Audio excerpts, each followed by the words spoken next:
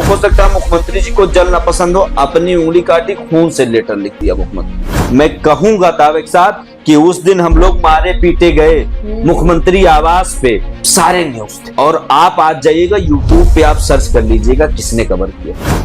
मैं ये बातें सारे ऑन रिकॉर्ड कह रहा हूँ। मुख्यमंत्री के ओएसडी साहब ने झूठ बोला। अच्छा। इतने दिन हो गए हमको नहीं मिलवाया, ना कोई वार्ता, कोई मुख्यमंत्री। एक दिन तो एलआईयू का फोन आया कि आपको कल मुख्यमंत्री से मिलने आना है 20 को। हमारी गाड़ी नंबर ऊपर बताया कि सुबह फोन कर नहीं आपको नहीं आना। गलती से अगर सरकार ने कोई वैकेंसी निकाल भी दी तो पता लगेगा उसका पेपर लीक हो गया, तब वो छात्र अपने घर नहीं जा पाता।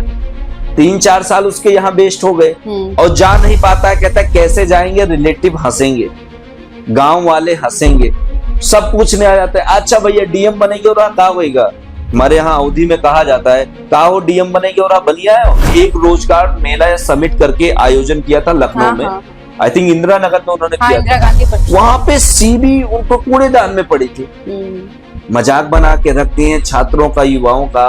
और एक हमारे यहाँ के सेंट्रल मिनिस्टर धर्मेंद्र प्रधान, वो तो जाते हैं सदन में बोलते हैं कि कोई पेपर ही लीक नहीं हुआ है। पता नहीं क्या सेवन करके वो जाते हैं। मैं कहता हूँ कि उनको लगता है अरे हमसे सूची ले ले। सरकार की नाकामी है, आप इसकी वजह से सुसाइड जैसे रास्ते को मत देखा करिए, बात करिए। आप प्राइवेट स्कूल वाले मनमानी तरीके से पैसों की वसूली करते हैं, किताब के नाम पे, ड्रेस के नाम पे, हर साल ये लोग बदल दिया करते हैं।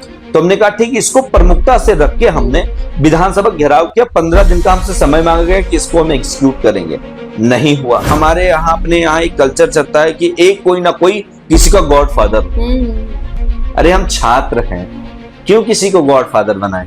लड़ेंगे। कई आंदोलन से भी पार्टियां भी बनी है और पार्टी जीती भी है। बिल्कुल, वो हर सबने छात्र को ही मोहरा बनाया। जितने भी देश में आज तक आंदोलन हुए आजादी के बाद से, मैं कह रहा हूँ देश की आजादी में भी छात्रों का अहम योगदान रहा। 23 साल की उम्र में भगत सिंह ने फांसी के फंदे को चूम लिया और आज के युवा 23 साल की उम्र में रील स्क्रॉल करने में लगे हुए। छात्र पंचायत की नींव कैसे रखी, कैसे सोचा कि छात्र पंचायत शुरुआत करनी है? देखिए, मैं विद्यार्थी परिषद में जुड़ा हुआ था। हाँ, लॉन्ग टाइम तक उसमें काम किया। अब ये जो जितने साथी यहाँ पे मारे पीटे गए, सब मेरे जूनियर्स थे, सब साथ में काम करने वाले थे। हमारे गोंडा में एक यूनिवर्सिटी आई और यूनिवर्सिटी को हमारे गोंडा में सब जमीन फाइनल हो गई। मुख्यमंत्री जी ने घोषणा कर दी। ये हुआ किस दिन शिलान्यास होना है इसका।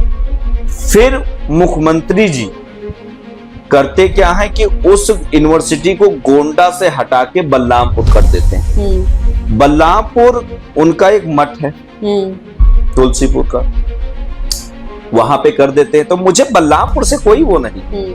मैं कह रहा हूं सरकार को तो हर विकास खंड स्तर पे यूनिवर्सिटी खोल देनी चाहिए, लेकिन मेरे सामने प्लेट में खाना रख के फिर वो खाना उठा के आप दूसरे को देते। तो हमने कहा कि हमारी तो मनोकामना जो पूरी कर सकते हो मुख्यमंत्री जी कर सकते हैं, क्योंकि जैसे केदारनाथ, पृथ्वीनाथ, दुखरनाथ, सोमनाथ, ऐसे मैंने कहा साक्षात योगी आदित्यनाथ। अच्छा, मैंने भगवान माना उनको। मैंने कहा भगवान जी पे मेरे भगवान यही यहाँ चल लेकर जाता हूँ। ऐसे मुख्यमंत्री आवास पे पहुंचते हैं, ऐसा ट्रीट, ऐसा पुष्प वर्षा होती।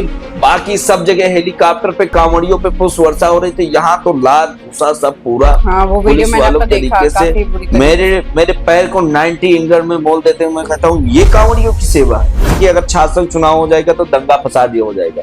मैं कह रहा हूँ कौन से चुनाव में नहीं होता, पंचायत चुनाव आने जा रहा है, इसमें नहीं होगा। और जो डीएम एसपी एक कॉलेज का चुनाव ना करा पाए उसको इस्तीफा दे देना चाहिए। किस बात के लिए नौकरी कर रहे हैं? हम लोगों को ड्रोन से आप नजर रख के पकड़ लेते हो और उपद्रव नहीं पकड़ पाओगे। आपके कई वीडियोस मैंने देखे हैं, आप बहुत मुखर के बोलते हैं, कई मुद्दे उठाते हैं, चाहे वो सड़क का मुद्दा हो, चाहे वो युवाओं का मुद्दा हो, चाहे वो छात्रों का मुद्दा हो। तो अभी तक कोई ऐसा मुद्दा जो आपने उठाया हो और वो पूरा किया गया हो सरकार द्वारा? बहुत सारे ऐसे हैं, चाहे हमारे यहाँ रोड का हो, चाहे स्कॉलरशिप का हो, चाहे एक यूपी पुलिस का पेपर लीक हुआ था वो हो। तो डिमांड्स तो हम लोग हमेशा करते रहते हैं। आपको राजनीति कैसे सूझी? मतलब परिवार में कोई राजनीति से नहीं है, और सबसे जरूरी राजनीति में आज के समय में सबसे ज्यादा जरूरी है कि पॉलिटिकल बैकग्राउंड होना जरूरी है। तो आप बिना पॉलिटिकल बैकग्राउंड के इस राजनीति में कैसे आए? कोई फेवरेट राजनेता, कोई पसंद हो राजनीति में, कोई ऐसा है? अभी तक तो वर्तमान में कोई मुझे ऐसा नहीं लगता। बहुत सारे लीडर्स हैं जो पॉलिटिक्स में बहुत अच्छा काम कर रहे हैं, कोई मुझे एक तो नाम, किसी को फॉलो करते हो? नहीं नहीं, मेरा ऐसा कोई बहुत छात्र हैं जो मतलब मैंने आपके देखे फॉलोवर्स भी काफी अच्छे हैं, कई अच्छा नाम कमा रहे हैं, तो इसके पीछे कोई लड़की, कोई गर्लफ्रेंड है आपकी?